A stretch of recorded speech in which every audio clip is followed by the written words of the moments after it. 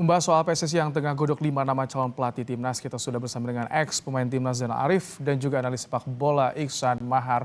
Selamat malam, Kang Abo, Bang Iksan. Selamat malam, Mbak Im. Malam, Baik, Baim.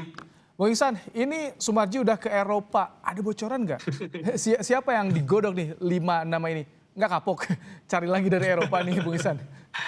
Iya, kalau kemarin kita lihat Van Bronckhorst tentu mengerucut kuat karena kita tahu hubungan PSSI dengan KNVB masih erat dan memang Van Bronckhorst dari sejak tahun lalu, sepengetahuan saya memang sudah masuk salah satu kandidat ketika PSSI juga mengerucut kepada nama Patrick Kluivert saat itu. Dan sekarang mungkin karena saat itu mas statusnya Van Bronckhorst sedang lowong, tapi saat ini dia tengah menjadi pendamping Arne Slot, apalagi dengan kondisi Liverpool sekarang, tentu akan sulit mencari waktu untuk wawancara langsung Van Bronckhorst di Inggris terutama.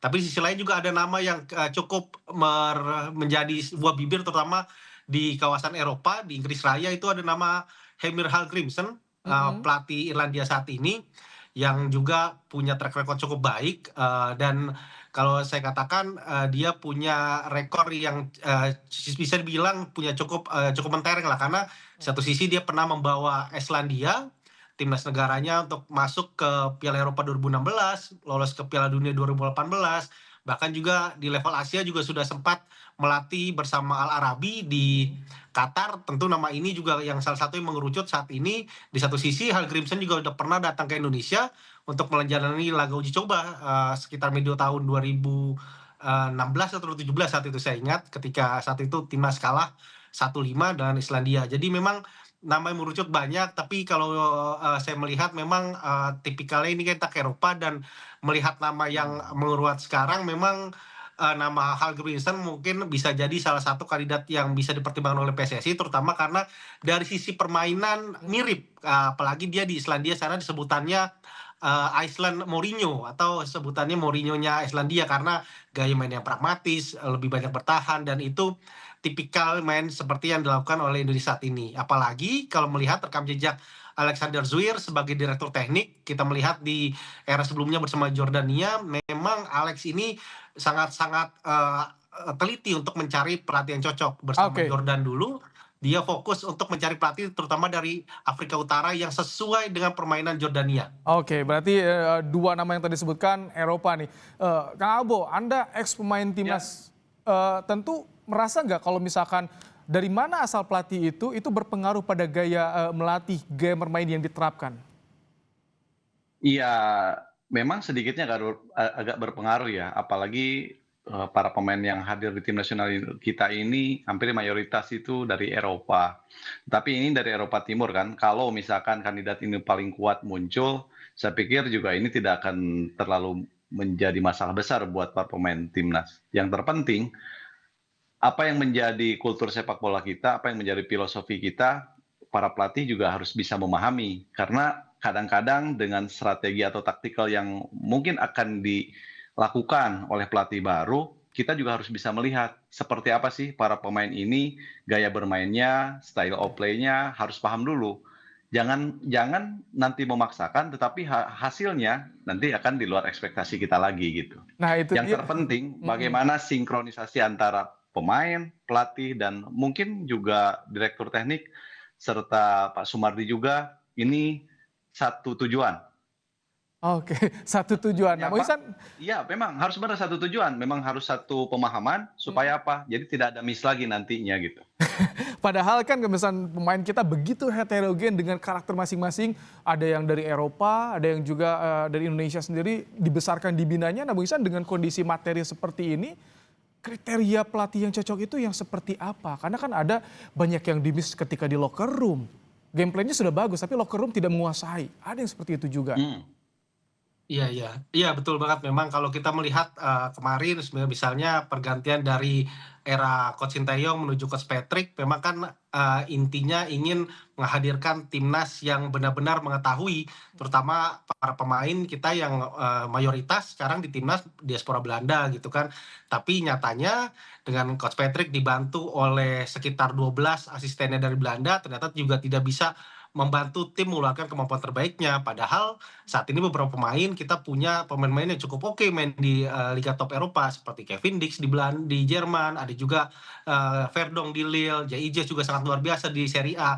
Tapi bermain di timnas tidak kelihatan mereka mainnya. Dan kita mungkin kalau saya melihat bahwa setidaknya kita agak sedikit tidak lagi berkiblat kepada Belanda. Kenapa? Karena kita tahu saat ini gitu kalau stok dari pelatih Belanda pun tidak cukup mentereng saat ini, dan juga tidak cukup baik ketika mereka diberi kepercayaan bermain melatih di luar Belanda. Hmm. Mungkin ada Arne Slot yang cukup oke di Liverpool musim kemarin, tapi di musim ini agak tidak terlalu baik. Erik ten Hag misalnya kita juga lihat betapapun bagusnya dia dulu di era divisi, tidak juga baik bersama MU. Peter Bosz yang sekarang jadi buah bibir, 2 musim terakhir membawa PSV juara, tapi nyatanya juga ketika diberi percayaan melatih di Dortmund di Jerman juga dipecat di tengah jalan. Jadi menurut saya kita perlu memang pertama kalau bisa PSSI terbuka menyampaikan kira-kira filosofi seperti apa yang ingin dicanangkan, karena Oke. saya bertanya kepada Alexander Wiers ketika pengenalan dia sebagai direktur teknik. Saya bertanya apakah Villanesia akan dilanjutkan. Saat itu Alexander hanya menjawab bahwa yang baik akan dipertahankan, sedangkan yang tidak ini akan dia kembangkan seperti apa. Padahal Villanesia itu dari strata kepelatihan di kita dari lisensi D itu sudah diajarkan. Bahkan dulu coach Dan Nurwindo udah membuat itu sangat-sangat detail sekali gitu. Jadi memang harus disampaikan dulu seperti apa biar publik tahu setidaknya mau seperti apa timnas nanti dibawa, karena kita ke ini membahas juga filosofi seperti apa yang tadi Om Jainal juga nyebut. Jadi memang filosofi seperti apa baru nanti kita lihat bahwa pelatih seperti apa yang cocok untuk timnas dan stok pemain kita saat ini. Ini sebenarnya kan waktunya panjang, tapi tak terasa pemain tidak bertemu, tidak ada match di sini. Ini pengaruh nggak dengan kondisi seperti ini, Bung Abo, Kang Abo, dengan kondisi yang tidak lama ketemu, tidak ada match, itu butuh berapa lama untuk nyetel dengan pelatih biasanya pemain?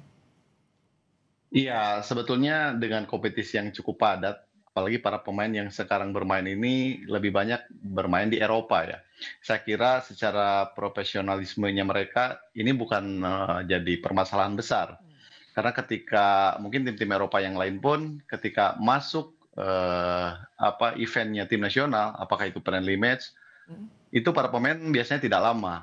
Tapi sejauh ini juga kita cukup baik sih kalau untuk masalah ini. Ya berbicara masalah bonding lah ya, kumpul-kumpul semuanya buat para pemain ini bukan masalah besar. Kalau misalkan kita tidak melakukan tesnya jangka panjang.